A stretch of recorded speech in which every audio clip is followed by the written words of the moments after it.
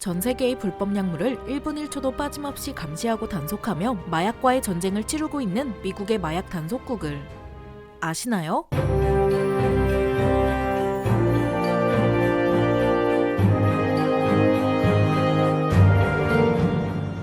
안녕하세요. 지식스토리입니다. 최근 영화 수리남, 마약왕 같은 영화나 드라마가 크게 흥행하며 한국에서도 불법 약물에 대해 관심이 높아지고 있는데요. 하지만 이런 불법 약물들을 스크린 속 재밌는 이야기로만 치부하기에는 어느덧 우리 일상 속에도 깊숙이 스며들고 있습니다. 우리나라 대검찰청에서 발표한 자료에 따르면 2022년 10월까지 단속된 국내 마약류 사범 단속 건수는 이전 해인 2021년에 비해 13%가 넘게 올랐다고 하죠. 심지어 2022년 6월 한 달에만 해도 서울에서 무려 1343명이 불법 약물로 체포되었습니다. 우리나라만 해도 이 정도인데 명실상부 최강의 자유국가이자 우리나라보다 6배 가까이 사람이 많고 영토도 무려 98배나 큰 미국은 오죽할까요? 일일이 파악하기도 힘들 만큼 수많은 불법 이민자들 그리고 넘쳐나는 자본만 봐도 미국은 당연히 불법 약물 장사꾼들에게는 더할 나위 없이 최고의 시장으로 보이겠죠. 당연하게도 엄청나게 많은 불법 약물들이 미국을 향해 들어오고 있는데요. 그 피해 역시 어마무시합니다. 2021년의 통계에 따르면 생산 가능 연령인 18에서 45세의 젊은 층의 사망 원인 1위가 무려 마약 중독이라고 하죠. 이렇게 불법 약물은 개인과 가족을 망칠 뿐만 아니라 국가적으로도 엄청나게 큰 손실을 안겨주는데요. 하지만 세계 최강의 물리력과 정보력을 가진 미국도 이 사태를 그냥 방관하고 있지만은 않습니다. 오히려 미국은 그 어떤 나라보다도 강력하게 불법 약물을 단속하고 있는데요. 그 중심에는 미국의 법무부 예하에서 불법 약물만을 집중적으로 단속하는 법 집행기관이자 정보기관인 DEA, 즉 마약 단속국이 있습니다. 물론 지금의 DEA가 있기까지 꽤 많은 우여곡절을 겪었는데요. 이 DEA의 역사는 20세기 초반으로 거슬러 올라갑니다. 지금은 입에 올리는 것만으로도 불편한 불법 약물들이 당시 미국에서는 하더라도 불법이 아니었죠. 평범한 동네 약국에서 감기약 사듯 헤로인 같은 마약성 물질들을 처방전 없이 쉽게 살 수 있었는데요. 오히려 잡아야 하는 불법 약물은 잡지 않고 금주법으로 수리나 규제하고 있던 시기였습니다. 하지만 20세기 중반에 들어오면서 부작용이 점점 알려지기 시작했고 불법 약물을 규제해야 한다는 목소리가 나오기 시작하는데요. 여론을 의식한 미국 정부도 불법 약물을 규제하기 위한 정부 부처를 설치하게 되죠. 하지만 하나의 통합된 조직이 없었기에 불법 약물 규제에는 큰 효과가 없었습니다. 이런 상황에서 1970년대에 들어서면서 멕시코에서 미국으로 불법 약물이 서서히 들어오게 되고 당시에 유행하던 히피 문화와 함께 불법 약물 시장이 성장하게 되죠.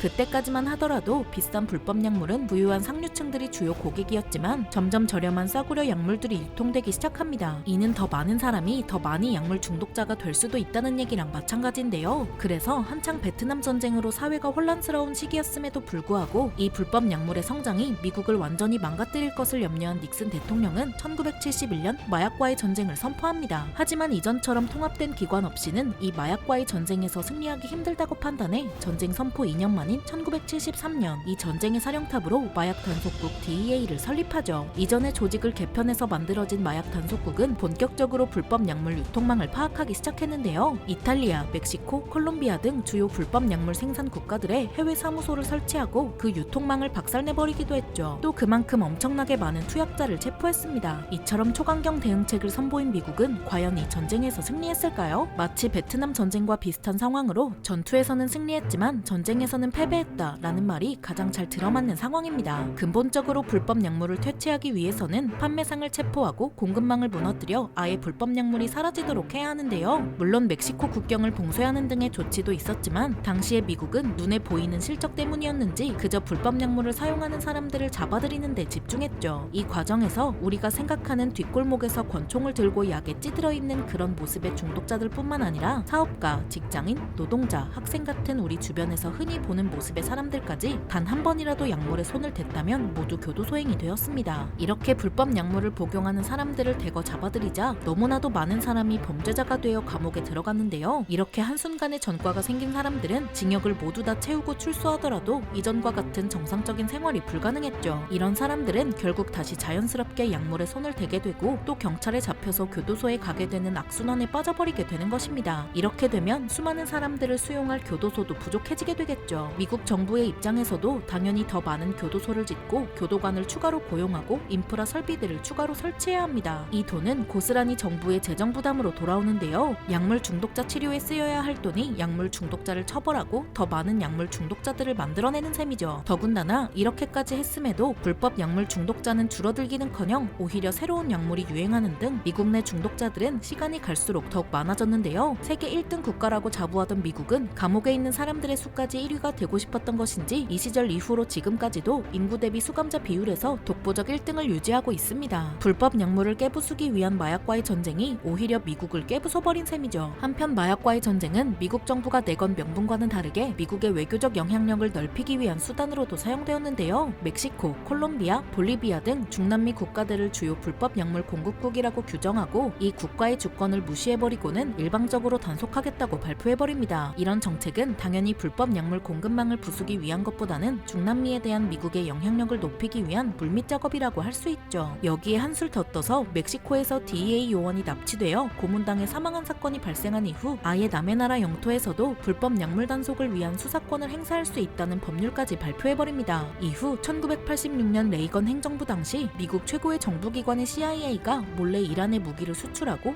이 수익금을 중남미 국가인 니카라과의 반군인 콘트라를 지원했다는 이란 콘트라 사건이 폭로되고 80년대 후반에는 베네수엘라의 친미 정권이 들어서자 무려 1톤이 넘는 코카인을 미국 국내로 밀반입했다고 밝혀지죠. 이러한 사례 때문에 미국 정부가 결국 정치적 이득을 얻기 위해 마약과의 전쟁을 한 것이 아니냐는 의혹은 지금까지도 끊임없이 제기되고 있습니다. 한편 1980년대 이후로도 불법 약물의 흐름은 끊기지 않고 오히려 세계 경제 성장과 함께 급물살을 타며 더 많은 약물이 미국으로 흘러들어왔는데요. 이 과정에서 엄청난 수익을 거둬들인 불법 약물 카르텔들은 마약 단속국 같은 수사기관에 대항하기 위해 자체적으로 무장하기 시작합니다. AK-47 같은 자동소총, 대전차 로켓은 기본이고 무장 장갑 트럭과 무인기, 심지어는 불법 약물 수송을 위한 반잠수정까지 갖출 정도로 성장하는데요. 이런 카르텔을 잡기 위해서는 일반적인 경찰 같은 무장만으로 출동해서는 절대 이길 수 없을 테죠. 그래서 DEA에는 아예 카르텔과 교전할 수 있는 전문 특수부대가 존재하는데요. 특별 대응팀이라고 불리는 이 특수부대는 미군 특수부대에서나 쓸 법한 최신식 장비와 소총으로 무장하고 있습니다. 우리나라로 친다면 검찰 직원들이 해군 UDT처럼 최신식 장비를 갖추고 불법 약물 조직들을 털어버리는 셈이죠. 당연히 단순히 민간인 중에서 뽑는 것이 아닌 특수부대를 전역해 실전을 경험하고 군사적 지식과 능력이 있는 사람들을 위주로 혹독한 선발 과정을 거쳐 뽑습니다. 훈련은 아예 버지니아에 있는 육군부대에서 실시하죠. 게다가 이 특수요원들을 빨리 투입하기 위한 헬리콥터를 운용하는 부대까지도 운용하고 있습니다. 이렇게만 봐도 엄청난 예산이 투입될 것 같은데 무려 4조 원에 가까운 예산이 투입되고 있죠. 이렇게 엄청난 예산이 투입되는 마약 단속국은 단순히 경찰 같은 법 집행기관이기도 하지만 우리나라의 국가정보원 같은 엄연한 정보기관으로서 미국의 정보 공동체를 구성하는 18개 기관 중 하나인데요. 이렇게 엄청난 정보력과 물리력을 갖춘 마약 단속국은 미국 영토 내로 불법 약물이 들어온다면 어떤 나라든 가차없이 정의를 구현합니다. 가장 유명한 사례로 1993년 DEA는 콜롬비아 특수부대와 손잡고 한때 아메리카 대륙의 불법 약물 유통망을 대부분 장악한 희대의 마약왕 파블로 에스코바르를 사살하는 데 성공한 사건이 있는데요. 이 사건을 토대로 TV 시리즈인 나르코스가 제작되기도 했죠. 또 그의 뒤를 이어 미국에 공급되는 불법 약물의 65%를 장악한 호아킨 구스만을 멕시코 정부군과 협력해 체포하는 등 경찰기관뿐만 아니라 아예 군대를 동원해 세계의 약물 유통망을 박살내기 위해 노력하고 있습니다. 지금 이 순간에도 무려 69개 나라의 92개의 사무실을 운영하며 전 세계적으로도 영향력을 행사하고 있죠. 대한민국의 세관 당국 역시 DEA와 협력하며 국제 불법 약물 밀거래 조직에 관한 정보를 공유하고 있습니다. 2006년에는 함께 중국에서 필로폰 500g가량을 반입해 밀수출하려던 괌의 마약 밀매 조직을 검거했죠. 그럼 미국에는 엄청난 힘을 가진 DEA가 있다면 그렇다면 우리나라로 들어오는 불법 약물들을 잡는 대한민국의 기관은 어떤 게 있을까요? 일단 우리나라에서는 미국의 마약 단속국 같은 단일 기관이 없습니다. 그래서 검찰, 경찰, 관세청, 그리고 식약처와 국가정보원 등 여러 기관에서 업무를 나눠 수행하고 있죠. 하지만 최근 불법 약물의 심각성이 높아지고 국민들의 관심도가 높아지는 가운데 대한민국에서도 미국의 마약 단속국 같은 단일 기구로 업무를 통일할 필요가 있어 보이는데요. 현재 검찰은 국내외의 유관기관과의 공조체계를 강화하고 불법 약물을 조사하는 전담 조직 신설을 추진하는 등 지속적으로 노력하고 밀반입 차단에 최선을 다하고 있습니다. 2023년 올해엔 대한민국이 잃어버린 마약 청정국이라는 타이틀을 다시 찾기를 바라며 이번 영상 마치겠습니다.